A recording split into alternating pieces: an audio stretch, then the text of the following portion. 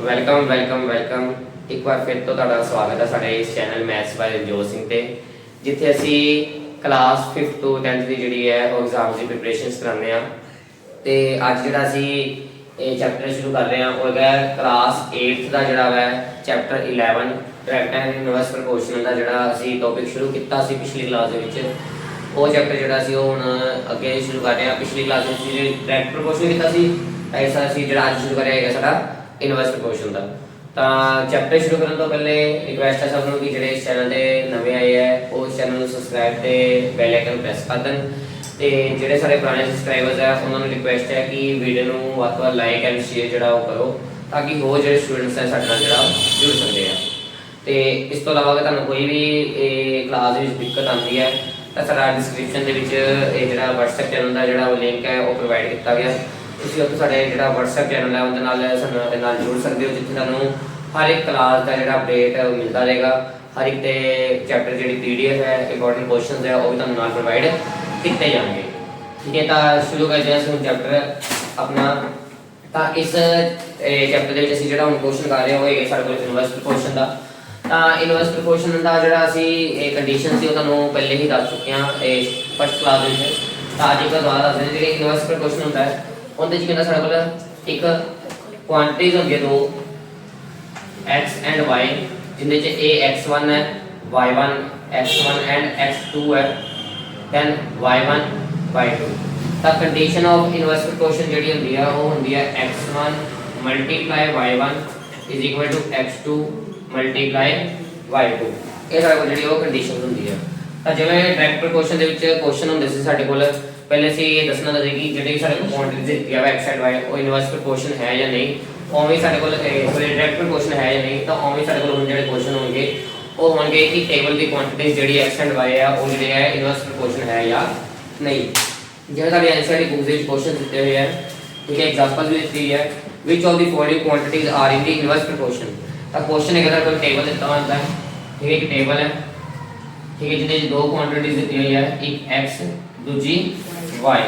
x ਦੀ value ਦਿੱਤੀ ਹੈ 12 15, ਫਿਰ ਦੂਸਰੀ ਜਗ੍ਹਾ ਤਾਂ ਦਿੱਤਾ 36 ਐਂਡ 5। ਕਹਿੰਦਾ ਦੱਸੋ ਇਹ x ਤੇ y ਜਿਹੜੇ ਉਹ ਡਾਇਰੈਕਟ ਸੌਰੀ ਇਨਵਰਸ ਪ੍ਰਪੋਰਸ਼ਨ ਦੇ ਵਿੱਚ ਹੈ ਜਾਂ ਨਹੀਂ। ਤਾਂ ਸੇਮ ਹੋਏਗੀ, ਡਾਇਰੈਕਟ ਦੀ ਕੰਡੀਸ਼ਨ ਹੀ ਅਪਲਾਈ ਹੋਗੀ। ਫਸਟ ਵਾਲਾ ਜਿਹੜਾ ਹੋਗਾ ਉਹ x1 ਹੋਗਾ, a x2, a y1, a y2। ਤਾਂ x1 x2 y1 y2 ਸਾਡੇ ਕੋਲ ਜਿਹੜਾ ਉਹ ਆ ਗਿਆ। ਤਾਂ ਅਸੀਂ ਹੁਣ ਕੰਡੀਸ਼ਨ ਲਗਾਵਾਂਗੇ। ਕੰਡੀਸ਼ਨ ਸਾਡੇ ਕੋਲ ਇਹ ਹੁੰਦੀ ਹੈ, ਤਾਂ ਅਗਰ ਇਹ ਜਿਹੜੀ ਕੰਡੀਸ਼ਨਸ ਹੈ ਇਹ ਕੰਡੀਸ਼ਨ ਅਗਰ ਸਾਡੀ ਬਿਲਕੁਲ ਅਪਲਾਈ ਹੋ ਜਾਂਦੀ ਹੈ ਤਾਂ ਫਿਰ ਇਨਵਰਸ ਪ੍ਰਪੋਰਸ਼ਨ ਹੈ, ਅਗਰ ਅਪਲਾਈ ਨਹੀਂ ਹੁੰਦੀ ਤਾਂ ਇਨਵਰਸ ਪ੍ਰਪੋਰਸ਼ਨ ਨਹੀਂ ਹੈਗਾ। ਤਾਂ ਹੁਣ ਸਭ ਤੋਂ ਪਹਿਲੇ x1 ਤੇ y1 ਨੂੰ ਅਸੀਂ ਮਲਟੀਪਲਾਈ ਕਰਨਾ ਹੈ। ਤਾਂ ਅਸੀਂ x1 y1 ਨਿਕਾਲਦੇ ਹਾਂ। x1 ਸਾਡੇ ਕੋਲ 12 ਹੈ, ਮਲਟੀਪਲਾਈ y1 ਸਾਡੇ ਕੋਲ ਹੈਗਾ 50। ਦੋਨੋਂ ਨੂੰ ਅਸੀਂ ਅਗਰ ਪਲੱਸ ਕਰੀਏ ਤਾਂ ਸਾਈਡ ਤੇ ਪਲੱਸ ਕਰਕੇ ਕਹਿੰਦੇ ਹਾਂ 5 2 10 5 1 5 sorry 5 2 10 1 carry 5 1 5 is 6, then 2 and 1 0 8 and 1।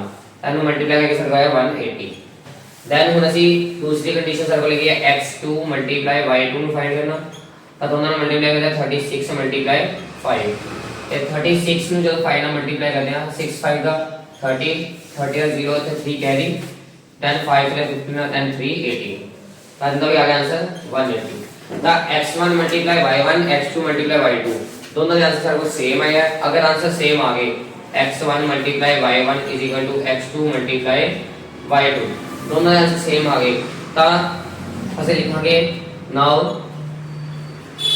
x and y are in inverse proportion। ਕਿ ਜਿਹੜੇ x ਤੇ y ਕੁਆਂਟੀਟੀਜ਼ ਆ ਉਹ ਸਾਡੇ ਕੋਲ ਕੀ ਹੈ ਇਨਵਰਸ ਪ੍ਰਪੋਰਸ਼ਨ ਵਿੱਚ ਹੈਗੀ ਹੈ। ਅਗਰ ਇਹ ਦੋਨੋਂ ਆਨਸਰ ਇਕੁਅਲ ਨਹੀਂ ਆਉਂਦੇ ਤਾਂ ਸਾਡੇ ਕੋਲ ਜਿਹੜੀ ਹੈ x ਤੇ y ਜਿਹੜੇ ਆ ਉਹ ਇਨਵਰਸ ਪ੍ਰਪੋਰਸ਼ਨ ਦੇ ਵਿੱਚ ਨਹੀਂ ਹੋਣਗੇ। ਤਾਂ ਐਸੇ ਸਾਡੇ ਕੋਲ ਸਿੰਪਲ ਜਿਹਾ ਕੁਐਸਚਨ। ਤਾਂ ਹੁਣ ਅੱਗੇ ਚੱਲਦੇ ਹਾਂ।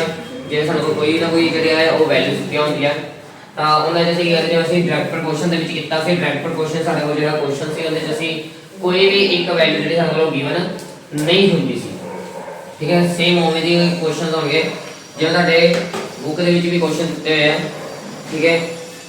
ਕੁਐਸਚਨ ਹੈਗਾ ਤੁਹਾਡੇ ਕੋਲ ਟੇਬਲ ਦਿੱਤਾ ਗਿਆ, ਟੇਬਲ ਦੇ ਵਿੱਚੋਂ ਕਹਿੰਦੇ ਇਹ ਟੇਬਲ ਦੀ ਜਿਹੜੀ ਕੁਆਂਟੀਟੀਜ਼ ਹੈ x and y, x ਤੇ y ਜਿਹੜੀ ਕੁਆਂਟੀਟੀਜ਼ ਹੈ ਇਹ ਇਨਵਰਸ ਪ੍ਰਪੋਰਸ਼ਨ ਦੇ ਵਿੱਚ ਹੈ, ਜਿਹਦੇ 9 and 8 ਹੈ, 36 and 6।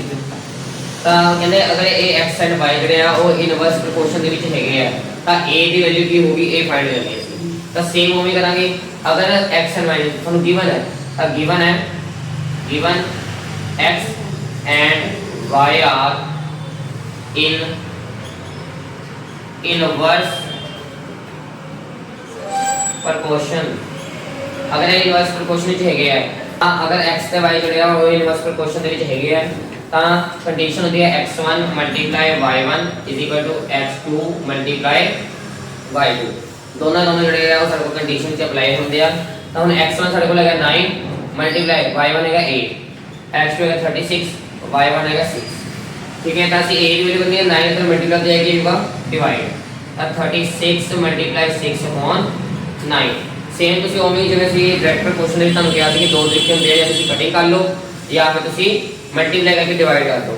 ਅਤੇ ਕਟਿੰਗ ਕਰਨਾ ਵੀ ਸੌਖਾ ਹੈ। 9 ਦਾ 9 9 4 ਦਾ 36 ਤਾਂ a ਦੀ ਵੈਲਿਊ ਜਿਹੜੀ ਸਾਡੇ ਕੋਲ ਆਊਗੀ ਉਹ ਆਊਗੀ 4 * 6 = 24। ਦੈਨ ਮਿਸਿੰਗ ਵੈਲਿਊ ਜਿਹੜੀ ਹੈ a ਸਾਡੇ ਕੋਲ ਕਿੰਨੀ ਆ ਗਈ 24। ਤਾਂ ਇਹ ਸਾਡੇ ਕੋਲ ਸੀ ਮਿਸਿੰਗ ਵੈਲਿਊ ਦਾ ਕੁਐਸਚਨ ਜਿਹਦੇ ਸਾਡੇ ਕੋਲ ਟੇਬਲ 'ਚ ਕੋਈ ਇੱਕ ਵੈਲਿਊ ਜਿਹੜੀ ਸੀ ਉਹ ਮਿਸ ਹੁੰਦੀ ਸੀ ਤੇ ਅਸੀਂ ਉਹਦੀ ਵੈਲਿਊ ਨੂੰ ਇਨਵਰਸ ਪ੍ਰੋਪੋਰਸ਼ਨ ਨਾਲ ਜਿਹੜਾ ਉਹ ਫਾਈਂਡ ਕਰਦੇ ਸੀ। ਤਾਂ ਇਹ ਦੋ ਤਰ੍ਹਾਂ ਦੇ ਕੁਐਸਚਨ ਸੀ ਜਿਹੜੇ ਉਹ ਸਿੰਪਲ ਦੇ ਵਿੱਚ ਆਉਂਦੇ। ਤਾਂ ਇਸ ਤੋਂ ਬਾਅਦ ਜਿਹੜੇ ਅਗਲੇ ਕੁਐਸਚਨ ਆਣਗੇ ਇਨਵਰਸ ਪ੍ਰੋਪੋਰਸ਼ਨ ਦੇ ਵਿੱਚ ਉਹ ਹੋਣਗੇ ਸਟੇਟਮੈਂਟ ਕੁਐਸਚਨ। ਤਾਂ ਜਿਹੜੇ ਕੁਐਸਚਨ ਇੰਪੋਰਟੈਂਟ ਸਾਡੇ ਹੈਗੇ ਆ ਇਸ ਐਕਸਰਸਾਈਜ਼ ਵਿੱਚ ਉਹ ਅਸੀਂ ਜ਼ਰੂਰ ਕਰਾਂਗੇ ਇੱਕ ਵਾਰ, ਤੇ ਬਾਕੀ ਤੁਸੀਂ ਇੱਕ ਵਾਰ ਆਪ ਵੀ ਕਰਕੇ ਦੇਖੋ ਫਿਰ ਟਰਾਈ। ਤਾਂ ਚਲਦੇ ਹੁਣ ਅਸੀਂ ਆਪਣੀ ਸਟੇਟ। ਤਾਂ ਅਗਲਾ ਕੁਐਸਚਨ ਜਿਹੜਾ ਹੁਣ ਸਾਡੇ ਕੋਲ ਆ ਰਿਹਾ ਹੈ ਉਹ ਹੈਗਾ ਸਟੇਟਮੈਂਟ ਕੁਐਸਚਨ। ਤਾਂ ਇਨਵਰਸ ਦਾ ਕੁਐਸਚਨ ਦੇ ਵਿੱਚ ਸਟੇਟਮੈਂਟ ਕੁਐਸਚਨ ਕਿਵੇਂ ਦੇ ਹੁੰਦੇ ਆ ਉਹ ਅਸੀਂ ਦੇਖਾਂਗੇ। ਚਾਰ ਕੁਐਸਚਨ ਐਸੇ ਇਨਵਰਸ ਕੁਐਸਚਨ ਦੇ ਵਿੱਚ ਜਿਹੜੇ ਬਹੁਤ ਜ਼ਿਆਦਾ ਇੰਪੋਰਟੈਂਟ ਹੈ, ਜਿਹੜੇ ਐਗਜ਼ਾਮ ਦੇ ਵਿੱਚ ਬਾਰ-ਬਾਰ ਜਿਹੜੇ ਰਿਪੀਟ ਹੁੰਦੇ ਆ, ਪੁੱਛੇ ਵੀ ਜਾਂਦੇ ਆ। ਤਾਂ ਉਹਨਾਂ ਦੇ ਪਹਿਲਾ ਕੁਐਸਚਨ ਜਿਹੜਾ ਅਸੀਂ ਕਰ ਰਹੇ ਹਾਂ ਉਹ ਹੈਗਾ ਕਹਿੰਦੇ if 15 men can build a wall in 24 hours ਕਿ ਅਗਰ 15 ਬੰਦੇ ਰਲ ਕੇ ਇੱਕ ਦੀਵਾਰ ਨੂੰ 24 ਘੰਟਿਆਂ ਦੇ ਵਿੱਚ ਤਿਆਰ ਕਰਦੇ ਆ, how many men will be required to do same work in 30 hours।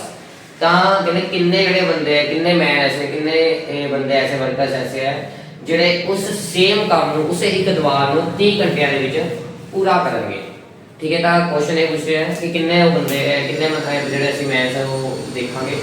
ਤਾਂ ਇਹ ਕੁਐਸਚਨ ਜਿਹੜਾ ਇਨਵਰਸ ਪ੍ਰੋਪੋਰਸ਼ਨ ਹੈ, ਇਨਵਰਸ ਪ੍ਰੋਪੋਰਸ਼ਨ ਦੇ ਜਿਹੜੇ ਕੁਐਸਚਨ ਹੈ ਤੇ ਡਾਇਰੈਕਟ ਪ੍ਰੋਪੋਰਸ਼ਨ ਦੇ ਕੁਐਸਚਨ ਹੈ ਸਟੇਟਮੈਂਟ ਦੇ, ਉਹ ਅਸੀਂ ਕਹੀਏ ਕਿ ਤੁਹਾਨੂੰ ਕੋਈ ਹਿੰਟ ਮਿਲ ਜਾਵੇ ਕਿ ਕਿਹੜਾ ਉਹ ਕੁਐਸਚਨ ਹੋ ਸਕਦਾ, ਕੀ ਹੈ ਕੀ ਨਹੀਂ ਹੈ, ਕੋਈ ਹਿੰਟ ਤੁਹਾਨੂੰ ਨਹੀਂ ਮਿਲੇਗਾ।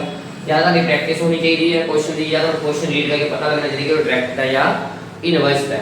ਪਰ ਹਾਂ ਇੱਕ ਕੰਮ ਹੋ ਸਕਦਾ ਕਿ ਅਸੀਂ ਇੰਨਾ ਦੇਖ ਸਕਦੇ ਹਾਂ ਕਿ ਜਿਵੇਂ ਡਾਇਰੈਕਟ ਦੇ ਵਿੱਚ ਹੁੰਦਾ, ਡਾਇਰੈਕਟ ਦੇ ਵਿੱਚ ਤੁਹਾਨੂੰ ਦੋ ਅਲੱਗ-ਅਲੱਗ ਚੀਜ਼ਾਂ ਗੱਲ ਕੀਤੀ ਜਾਂਦੀ ਹੈ। ਜਿਵੇਂ ਅਸੀਂ ਡਾਇਰੈਕਟ ਦੇ ਵਿੱਚ ਕੁਐਸਚਨ ਕੀਤਾ ਸੀ ਕਿ ਅਗਰ 15 ਕੈਨਸ ਹੈ ਜਿਹੜੇ ਉਹਨੂੰ ਮਸ਼ੀਨ ਨੇ ਆਵਾਜ਼ ਵਿੱਚ ਭਰਦੀ ਹੈ ਤਾਂ 20 ਕੈਨਸ ਨੂੰ ਕਿੰਨੇ ਵਿੱਚ ਭਰੇਗੀ। ਉੱਥੇ ਨੇ ਸੇਮ ਗੱਲ ਨਹੀਂ ਕੀਤੀ ਸੀ, ਇੱਥੇ ਸੇਮ ਦੀ ਗੱਲ ਕਰ ਰਹੇ ਕਿ ਸੇਮ ਹੀ ਚੀਜ਼ ਹੈ, ਇੱਕ ਦੀਵਾਰ ਹੀ ਬਣਾਉਣੀ ਹੈ ਤਾਂ ਉਹਨੂੰ ਬਣਾਉਣ 'ਚ ਕਿੰਨੇ ਵਰਕਰਸ ਲੱਗਣਗੇ, ਕੋਈ ਅਲੱਗ ਗੱਲ ਨਹੀਂ ਪੁੱਛੀ, ਸੇਮ ਹੀ ਜਿਹੜੀ ਉਹ ਗੱਲ ਪੁੱਛੀ ਗਈ ਹੈ। ਨੰਬਰ ਆਫ ਜਿਵੇਂ ਉੱਥੇ ਬੋਤਲਸ ਸੀ ਜਾਂ ਕੈਨ ਸੀ ਉਹ ਅਲੱਗ ਹੋ ਗਏ ਸੀ, ਪਰ ਇੱਥੇ ਜਿਹੜੀ ਗੱਲ ਹੈ ਉਹ ਸੇਮ ਹੈ। ਤਾਂ ਵੈਸੇ ਅਗਰ ਅਸੀਂ ਕਹੀਏ ਕਿ ਕੋਈ ਮੇਨ ਪੁਆਇੰਟ ਹੈ ਜਿੱਥੇ ਤੁਹਾਨੂੰ ਪਤਾ ਲੱਗ ਜਾਏ ਇਨਵਰਸ ਦਾ ਜਾਂ ਡਾਇਰੈਕਟ ਦਾ, ਉਹ ਨਹੀਂ ਹੈਗਾ। ਤਾਂ ਉਹ ਤੁਹਾਨੂੰ ਪੜ੍ਹ ਕੇ ਜਾਂ ਪ੍ਰੈਕਟਿਸ ਕਰਕੇ ਹੀ ਪਤਾ ਲੱਗ ਸਕਦਾ ਹੈ। ਤਾਂ ਕੁਐਸਚਨ ਸਟਾਰਟ ਕਰਦੇ ਹਾਂ। ਕੁਐਸਚਨ ਕਰਨਾ ਕਿਵੇਂ ਹੈ, ਤਾਂ ਸਭ ਤੋਂ ਪਹਿਲਾਂ ਸਾਨੂੰ ਦੋ ਚੀਜ਼ਾਂ ਗੱਲ ਕੀਤੀ ਗਈ ਹੈ, ਇੱਕ ਹੈਗਾ ਮੈਨ, ਇੱਕ ਹੈਗਾ ਸਾਡੇ ਕੋਲ ਟਾਈਮ। ਤਾਂ ਅਸੀਂ ਦੋ ਚੀਜ਼ਾਂ ਗੱਲ ਕੀਤੀ ਹੈ, ਤਾਂ ਇੱਕ ਲਿਖ ਲੈਂਦੇ ਹਾਂ ਨੰਬਰ ਆਫ ਮੈਨ। ਇਹ ਨੰਬਰ ਆਫ ਮੈਨਸ ਨੂੰ ਅਸੀਂ ਮੰਨ ਲੈਂਦੇ ਹਾਂ x ਹੈ ਐਂਡ ਟਾਈਮ ਨੂੰ ਅਸੀਂ ਲੈਟ ਕਰ ਲੈਂਦੇ ਹਾਂ, ਟਾਈਮ ਸਾਡੇ ਕੋਲ ਕੀ ਹੈ y ਹੈ। ਅਗਰ ਅਸੀਂ ਇਹਨੂੰ ਲੈਟ ਕੀਤਾ ਤਾਂ ਅਸੀਂ ਉਹਦੇ ਟੇਬਲ ਉੱਪਰ ਪੇ ਕਰਨਾ ਹੈ। ਨਿਕਲ ਜਾਣਾ ਸੀ ਤੁਸੀਂ ਕਿ ਜਦੋਂ ਵੀ ਤੁਸੀਂ ਇਨਵਰਸ ਜਾਂ ਡਾਇਰੈਕਟ ਦਾ ਕੋਈ ਕੁਐਸਚਨ ਕਰਨਾ ਹੈ ਤਾਂ ਤੁਹਾਡਾ ਜਿਹੜਾ ਟੇਬਲ ਹੈ ਉਹ ਜ਼ਰੂਰ ਪ੍ਰਿਪੇਅਰ ਹੋਣਾ ਚਾਹੀਦਾ x ਐਂਡ y। x ਸਾਡੇ ਕੋਲ ਕੀ ਨੰਬਰ ਆਫ ਮੈਨਸ, ਤਾਂ ਕਹਿੰਦੇ 15 ਬੰਦੇ ਜਿਹੜੇ ਆ ਉਹ ਇੱਕ ਦੀਵਾਰ ਨੂੰ 24 ਘੰਟੇ ਲੱਗਦੇ ਆ। ਤਾਂ 15 ਵਰਕਰਸ ਜਿਹੜੇ ਆ ਇੱਕ ਦੀਵਾਰ ਨੂੰ ਬਣਾਉਣ ਲਈ ਕਿੰਨੇ ਆਵਰਸ ਲਗਾ ਰਹੇ ਆ, 24 ਆਵਰਸ ਲਗਾ ਰਹੇ ਆ। ਦੈਨ ਕਹਿੰਦੇ ਹਾਊ ਮੈਨੀ ਮੈਨਸ ਮਤਲਬ ਕਿੰਨੇ ਮੈਨਸ ਉਹ ਗਿਵਨ ਨਹੀਂ ਹੈ ਸਾਨੂੰ, will be required to do same work in 30 hours 30 ਘੰਟੇ ਚ ਪੂਰਾ ਕਰਦੇ। ਠੀਕ ਹੈ, ਤਾਂ ਇਹ ਜਿਹੜਾ ਹੈ ਉਹ ਤੁਸੀਂ ਫਾਈਂਡ ਕਰਨਾ ਹੈ। ਤਾਂ ਇਹ ਅਸੀਂ ਫਾਈਂਡ ਕਰਨਾ ਹੈ। ਮੈਂ ਆਪਣੇ ਨਾਲ ਲੈਟ ਕਰ ਲੈਣਾ ਕਿ ਇਹ ਲੈਟ ਕੀ ਗੱਲ ਹੈ, ਇਹ ਹੈ a। ਤਾਂ ਹੁਣ ਇਨਵਰਸ ਪ੍ਰੋਪੋਰਸ਼ਨ ਦਾ ਕੁਐਸਚਨ ਹੈ, ਅਸੀਂ ਇੱਥੇ ਲਿਖਾਂਗੇ ਨਾਓ x and y are in inverse proportion।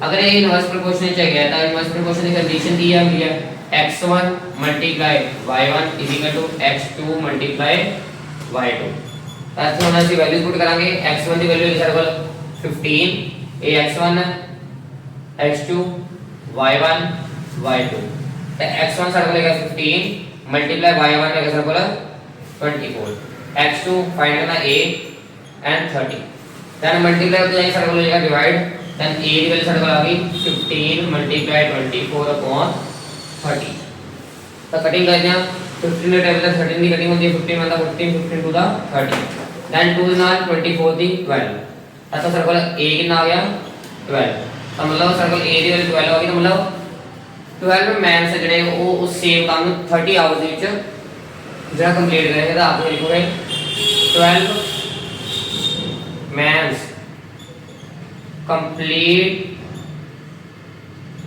the same work in 30 hours कि 12 ਜਿਹੜੇ ਬੰਦੇ ਆ ਉਹ ਉਸਦਾ ਸੇਮ ਕੰਮ ਨੂੰ ਕਿੰਨੇ ਟਾਈਮ ਚ ਸੋਲਵ ਕਰਨਗੇ ਕਿੰਨੇ ਟਾਈਮ ਚ ਕਰਨਗੇ 30 ਘੰਟੇ ਚ ਨੂੰ ਕਰਨਗੇ ਤਾਂ ਇਹਦਾ ਕੋਈ ਸਟੇਟਮੈਂਟ ਦਾ ਪਹਿਲਾ ਕੁਐਸਚਨ ਤਾਂ ਚਲਦੇ ਹਾਂ ਹੁਣ ਆਪਣਾ ਜਿਹੜਾ ਅਗਲਾ ਇੰਪੋਰਟੈਂਟ ਕੁਐਸਚਨ ਹੈਗਾ ਵਾ ਤਾਂ ਅਗਲਾ ਕੁਐਸਚਨ ਸਾਡੇ ਕੋਲ ਜਿਹੜਾ ਆਂਦਾ ਹੈ ਇਹ ਵੀ ਜਿਹੜਾ ਹੈ ਉਹ ਬੋਰਡ ਐਗਜ਼ਾਮ ਵਿੱਚ ਬਹੁਤ ਵਾਰ ਰਿਪੀਟ ਹੋ ਚੁੱਕਾ ਹੈ ਬਹੁਤ ਇੰਪੋਰਟੈਂਟ ਕੁਐਸਚਨ ਹੈ ਸਕੂਲ ਪੀਰੀਅਡ ਵਾਲਾ ਤੇ 4 ਤੋਂ 5 ਕੁਐਸਚਨ ਐਸੇ ਜਿਹੜੇ ਤਾਂ ਹਰ ਸਾਲ ਜਿਹੜੇ ਰਿਪੀਟ ਹੁੰਦੇ ਜਿਵੇਂ ਇੱਕ ਪਿਛਲਾ ਕੁਐਸਚਨ ਕੀਤਾ ਸੀ ਇੱਕ ਸਕੂਲ ਪੀਰੀਅਡ ਵਾਲਾ ਐਂਡ ਇੱਕ ਪਾਈਪ ਵਾਲਾ ਕੁਐਸਚਨ ਹੈ ਐਵੇਂ 4 ਤੋਂ 5 ਕੁਐਸਚਨ ਹੀ ਆ ਜਿਹੜੇ ਇੰਪੋਰਟੈਂਟ ਹੈ ਜਿਹੜਾ ਇਹ ਕੁਐਸਚਨ ਉਹਨੇ ਦੇਖਦੇ ਆ ਕਹਿੰਦੇ a school has 8 period a day each of 45 minutes duration how long would a period be if the school has 9 period ਕਹਿੰਦੇ ਅਗਰ 8 ਦੀ ਜਗ੍ਹਾ ਤੇ 9 ਪੀਰੀਅਡ ਹੋਣ ਠੀਕ ਹੈ ਤਾਂ ਜਿਹੜੇ ਹੈ ਉਹ ਪੀਰੀਅਡ ਦੀ ਡਿਊਰੇਸ਼ਨ ਕੀ ਹੋਊਗੀ ਕਿੰਨੇ ਮਿੰਟ ਦਾ ਪੀਰੀਅਡ ਹੋਊਗਾ assuming the number of school hours to be same ਕਿ ਅਗਰ ਨੰਬਰ ਆਫ ਆਵਰਸ ਹੈ ਅਗਰ ਸਕੂਲ ਸੇਮ ਆਵਰਸ ਤੇ ਲੱਗ ਰਿਹਾ ਹੈ ਜਿਵੇਂ ਪਹਿਲੇ ਵੀ ਸਕੂਲ ਅਗਰ 6 ਘੰਟੇ ਲੱਗ ਰਿਹਾ ਸੀ ਹੁਣ ਵੀ 6 ਘੰਟੇ ਲੱਗ ਰਿਹਾ ਹੈ ਤਾਂ ਅਗਰ ਪਹਿਲੇ 6 ਘੰਟੇ ਲੱਗ ਰਿਹਾ ਸੀ ਤਾਂ 8 ਪੀਰੀਅਡ ਦੇ ਹਿਸਾਬ ਨਾਲ ਇੱਕ ਪੀਰੀਅਡ 45 ਮਿੰਟ ਦਾ ਸੀ ਤਾਂ ਹੁਣ ਨੰਬਰ ਆਫ ਆਵਰਸ ਸਕੂਲ ਦੇ ਵਿੱਚ ਜਿਹੜੇ ਹੈ ਉਹ ਸੇਮ ਹੀ ਹੈ ਪਰ ਪੀਰੀਅਡ ਜਿਹੜੇ ਆ ਉਹ 9 ਹੋ ਗਏ ਹੈ ਤਾਂ ਹੁਣ ਜਿਹੜੇ ਸਕੂਲ ਦੇ ਮਤਲਬ ਪੀਰੀਅਡ ਹੈ ਉਹ ਕਿੰਨੇ ਮਿੰਟਸ ਦੇ ਹੋਣਗੇ ਉਹ ਅਸੀਂ ਦੱਸਣਾ ਹੈ ਤਾਂ ਦੇਖੋ ਸੇਮ ਚੀਜ਼ ਗੱਲ ਕੀਤੀ ਜਿਵੇਂ ਪਿਛਲਾ ਕੁਐਸਚਨ ਵੀ ਸੇਮ ਤੇ ਸੀ ਕਿ ਇੱਥੇ ਵੀ ਸੇਮ ਹੀ ਗੱਲ ਕੀਤੀ ਕਿ ਸੇਮ ਹੀ ਹੈ ਜਿਹੜੇ ਨੰਬਰ ਆਫ ਆਵਰਸ ਕੀ ਉਹ ਸੇਮ ਹੀ ਹੈ ਬਸ ਇਹ ਦੱਸਣਾ ਹੈ ਕਿ ਪੀਰੀਅਡ ਦੇ ਡਿਊਰੇਸ਼ਨ ਦੇ ਵਿੱਚ ਕਿੰਨਾ ਚੇਂਜ ਆਇਆ ਤਾਂ ਇਹ ਇਨਵਰਸ ਪ੍ਰੋਪੋਰਸ਼ਨ ਦਾ ਕੁਐਸਚਨ ਐਵੇਂ ਕਈ ਪਤਾ ਲੱਗ ਸਕਦਾ ਤੁਹਾਨੂੰ ਤਾਂ ਕੁਐਸਚਨ ਕਹਿੰਦੇ ਕੁਐਸਚਨ ਕਿਵੇਂ ਆ ਜਦੋਂ ਤੋਂ ਲੈਟ ਕਰਦੇ ਦੋ ਚੀਜ਼ਾਂ ਦੀ ਗੱਲ ਹੈ ਕਿ ਪੀਰੀਅਡ ਦੀ ਐਂਡ ਦੂਸਰਾ ਸਾਡੇ ਕੋਲ ਆਈ ਹੈ ਟਾਈਮ ਦੀ ਡਿਊਰੇਸ਼ਨ ਦੀ ਤਾਂ ਅਸੀਂ ਲੈਟ ਕਰ ਲੈਂਦੇ ਲੈਟ x ਨੂੰ ਸਿਲੈਕਟ ਕਰਨੇ ਆ ਪੀਰੀਅਡ ਕਿੰਨੇ ਪੀਰੀਅਡ ਹੈ ਸਾਡੇ ਕੋਲ ਦੈਨ y ਨੂੰ ਸਿਲੈਕਟ ਕਰ ਲੈਂਦੇ ਸਾਡੇ ਕੋਲ y ਕੀ ਹੈ ਟਾਈਮ ਠੀਕ ਹੈ ਸਿੰਪਲ ਜਿਹਾ ਕੁਐਸਚਨ ਹੈ ਕੋਈ ਜ਼ਿਆਦਾ ਮੁਸ਼ਕਿਲ ਕੁਐਸਚਨ ਨਹੀਂ ਹੁੰਦੇ ਤਾਂ ਆਪਣੇ ਕੋਲ ਦੋ ਚੀਜ਼ਾਂ ਤਾਂ ਆਪਣੇ ਕੋਲ ਇਹ ਹੋ ਗਿਆ x y ਤਾਂ ਪੀਰੀਅਡ ਹੈਗਾ ਸਾਡੇ ਕੋਲ 8 ਅਗਰ ਹੈ ਤਾਂ 45 ਮਿੰਟ ਦੇ ਅਗਰ ਸਾਡੇ ਕੋਲ 9 ਪੀਰੀਅਡ ਹੈ ਤਾਂ ਇੱਕ ਪੀਰੀਅਡ ਕਿੰਨੇ ਮਿੰਟ ਦਾ ਹੋਊਗਾ ਅਸੀਂ ਦੇਖਣਾ ਹੈ ठीक है ਤਾਂ ਉਹ ਹੁਣ ਦੇਖਦੇ ਹਾਂ ਤਾਂ ਇਨਵਰਸ ਪ੍ਰੋਪੋਰਸ਼ਨ ਦਾ ਹੀ ਕੁਐਸਚਨ ਹੈ ਤਾਂ x ਐਂਡ y ਜਿਹੜਾ ਹੈ ਉਹ ਇਨਵਰਸ ਪ੍ਰੋਪੋਰਸ਼ਨ ਦੇ ਵਿੱਚ ਹੈ ਇਨਵਰਸ ਪ੍ਰੋਪੋਰਸ਼ਨ ਦੇ ਵਿੱਚ ਹੈਗਾ ਤਾਂ ਕੰਡੀਸ਼ਨ ਆਫ ਇਨਵਰਸ ਪ੍ਰੋਪੋਰਸ਼ਨ ਆਪਣੇ ਕੋਲ ਹੋਗੀ x1 y1 x2 y2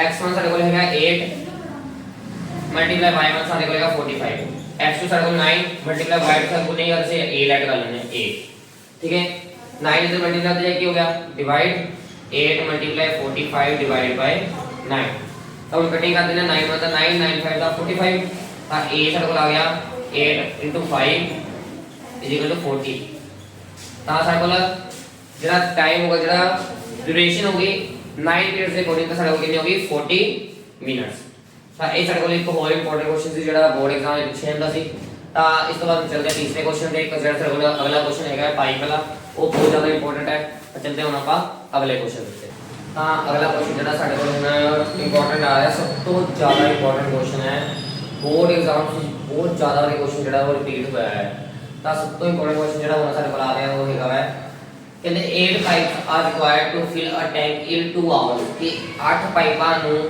ਜਿਹੜਾ ਹੈ ਉਹ ਇੱਕ ਟੈਂਕ ਭਰਨ ਨੂੰ 2 ਘੰਟੇ ਲੱਗਦੇ ਆ ਅਗਰ ਇੱਕ ਪਾਣੀ ਦੀ ਪਾਈਪ ਹੈ ਅਸੀਂ ਇੱਕ ਟੈਂਕ ਵਿੱਚ ਲਗਾਈਏ ਤਾਂ 8 ਪਾਈਪਾਂ ਜਿਹੜੀਆਂ ਅਸੀਂ ਲਗਾਉਂਦੇ ਆ ਤਾਂ ਇੱਕ ਟੈਂਕ ਨੂੰ ਭਰਨ ਲਈ ਉਹ 2 ਘੰਟੇ ਲਗਾਉਂਦੀ ਹੈ how long will it take if ਕਿ ਉਹ ਕਿੰਨਾ ਟਾਈਮ ਲਗਾਏਗੀ ਅਗਰ 6 ਪਾਈਪਾਂ ਦੀ ਗੱਲ ਕੀਤੀ ਜਾਵੇ ਤੇ 12 pipes of the same type are used in the fill the tank ਤੇ ਉਸ ਤੋਂ ਇਲਾਵਾ ਅਗਰ 12 ਪਾਈਪਾਂ ਯੂਜ਼ ਕੀਤੀਆਂ ਗਈਆਂ ਤਾਂ ਕਹਿੰਦੇ ਅਗਰ 8 ਪਾਈਪਾਂ ਨਾਲ 2 घंटे च भरन हो रही है तो 6 घंटे च कितना भरन होगा ते 12 घंटे च जेड़ा वा ओ आप 12 पाइप नाल कितने टाइम ਦੇ ਵਿੱਚ ਟੈਂਕ ਨੂੰ ਜਿਹੜਾ ਉਹ ਫਿਲ ਕਰ ਸਕਦੇ। ਦੋ ਚੀਜ਼ਾਂ ਗੱਲ ਹੋਈ ਹੈ, ਇੱਕ ਪਾਈਪ ਦੀ ਤੇ ਦੂਸਰਾ ਸਾਡੇ ਕੋਲ ਕੀ ਹੈ ਟਾਈਮ ਦੀ ਗੱਲ।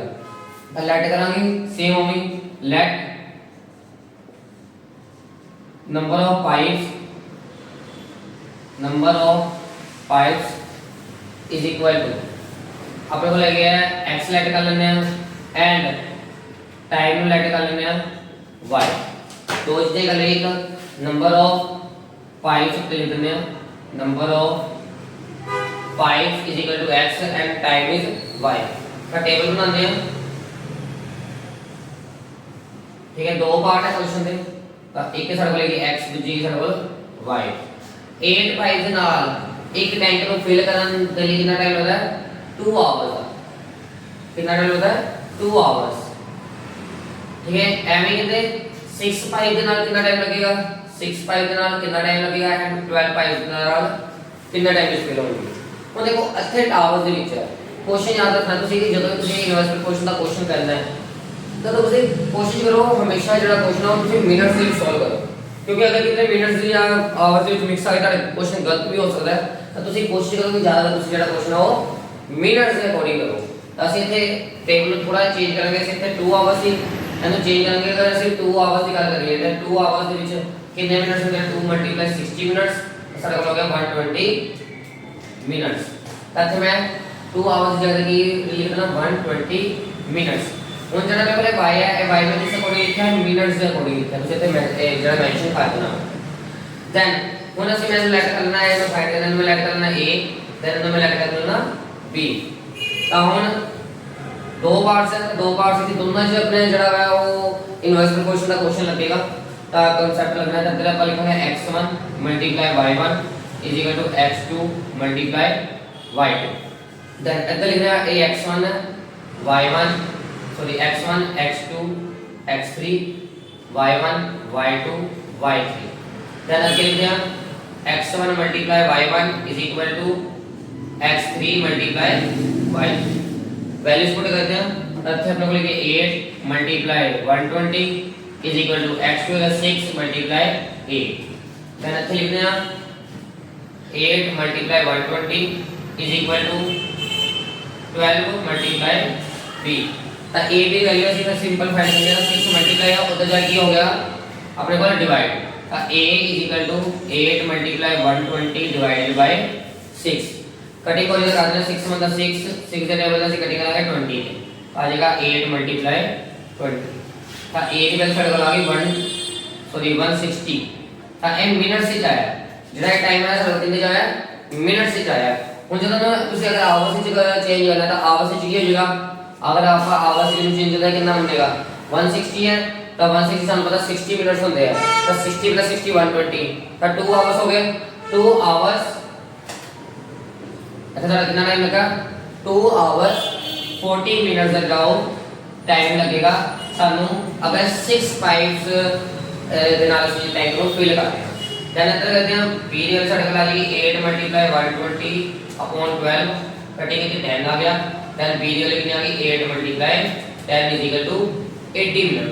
ਤਾਂ ਹੁਣ ਅਗਰ 80 ਮਿੰਟ ਨੂੰ ਅਸੀਂ ਆਵਰਸ ਵਿੱਚ ਚੇਂਜ ਕਰਦੇ ਹਾਂ ਸਾਡਾ ਕਿੰਨਾ ਟਾਈਮ ਆ ਗਿਆ then ਸਾਡੇ ਕੋਲ ਆ ਜਾਏਗਾ 80 ਮਿੰਟ ਨੂੰ ਅਗਰ ਆਵਰਸ ਵਿੱਚ ਚੇਂਜ ਕਰਦੇ ਸਾਡੇ ਕੋਲ ਆਏਗਾ 1 ਆਵਰ 20 ਮਿੰਟਸ। ਮਤਲਬ ਇਹ ਜਿਹੜਾ ਹੈ ਵੈਲਿਊ ਆ ਜਾਏਗੀ ਅਗਰ ਅਸੀਂ 6 ਪਾਈਪ ਦੀ ਯੂਜ਼ ਕਰਦੇ ਹਾਂ ਤਾਂ ਸਾਡਾ ਜਿਹੜਾ ਟਾਈਮ ਹੈ ਉਹ 2 ਆਵਰਸ 40 ਮਿੰਟਸ ਵਿੱਚ ਫਿਲ ਹੋ ਜਾਏਗਾ ਤੇ ਅਗਰ 12 ਪਾਈਪ ਦਾ ਯੂਜ਼ ਕਰੇ ਤਾਂ 1 ਆਵਰ 20 ਮਿੰਟਸ ਵਿੱਚ ਜਿਹੜਾ ਉਹ ਟਾਈਮ ਕੋ ਫੁੱਲ ਹੋ ਜਾਏਗਾ। ਤਾਂ ਇਹ ਤੁਹਾਡੇ ਜਿਹੜੇ ਸੀ ਇਹ ਤੁਹਾਡੇ ਇਨਵਰਸ ਕੁਐਸਚਨ ਦੇ ਇੰਪੋਰਟੈਂਟ ਕੁਐਸਚਨ ਸੀ। ਤਾਂ ਇਹ ਜਿਹੜੇ ਤਿੰਨ ਕੁਐਸਚਨ ਤੁਹਾਨੂੰ ਕਰਾਏ ਗਏ ਸਭ ਤੋਂ ਜ਼ਿਆਦਾ ਇੰਪੋਰਟੈਂਟ ਕੁਐਸਚਨ ਮੰਨੇ ਜਾਂਦੇ ਆ। ਬਾਕੀ ਇਸ ਤੋਂ ਇਲਾਵਾ ਜਿਹੜਾ ਹੈ ਉਹ ਤੁਹਾਡਾ ਐਕਸਰਸਾਈਜ਼ ਦੇ ਵਿੱਚ ਜਿਹੜੇ ਕੁਐਸਚਨਸ ਹੈਗੇ ਆ ਉਹ ਵੀ ਇੰਪੋਰਟੈਂਟ ਹੁੰਦੇ ਸੀ, ਦੋ ਤਿੰਨ ਇੰਪੋਰਟੈਂਟ ਕੁਐਸਚਨਸ ਹੈਗੇ ਆ। ਤੇ ਤੁਸੀਂ ਇੱਕ ਵਾਰ ਇਸ ਐਕਸਰਸਾਈਜ਼ ਦੇ ਜਿਹੜੇ ਇਹ ਸਾਡੇ ਕੋਲ 11.2 ਹੈ ਅਸਲ ਵਿੱਚ, ਤਾਂ ਤੁਸੀਂ ਇੱਕ ਵਾਰ ਇਸ ਜਿਹੜੇ ਇਨਵਰਸ ਪ੍ਰੋਪੋਰਸ਼ਨ ਦਾ ਟੌਪਿਕ ਹੈ ਇਹ ਤੁਸੀਂ ਚੰਗੀ ਤਰ੍ਹਾਂ ਜਿਹੜਾ ਉਹ ਕਰ ਲੈਣਾ ਹੈ।